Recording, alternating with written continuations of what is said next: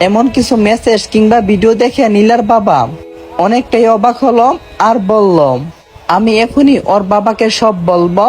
নীলা তখন বলল, কোনো দরকার নেই, প্লিজ তুমি ওই বিয়েটা ভেঙে দাও আর আমাকে আমার সাজ্জাদের সাথে থাকতে দাও।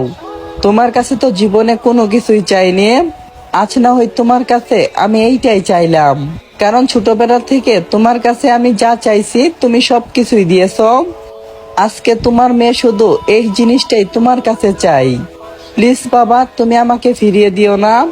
নীলার বাবা তখন খানিকটা চিন্তা নিয়ে বলল, আচ্ছা ঠিক আছে, তোর এই আবদার না হয় আমি মেনে নিলাম, কিন্তু সমাজকে আমি কিভাবে মুখ দেখাবো? কোনো পরিচয় নেই ওই ছেলের, তাছাড়া দেশেও যে ও চাকরি করে সেটাও তো নাম। নীলা তখন বলল, বাবা তুমি ওইসব নিয়ে চিন্তা করো না, সাজ্জাদ খুব তাড়াতাড়ি দেশের বাইরে চলে যেতে পারবে।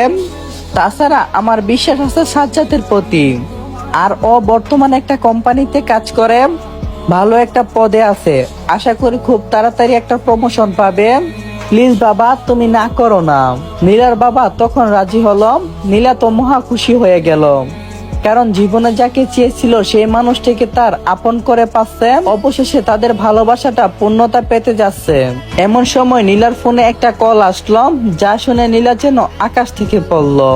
কলটা ছিল নিলয়ের। নিলয় তখন বলল,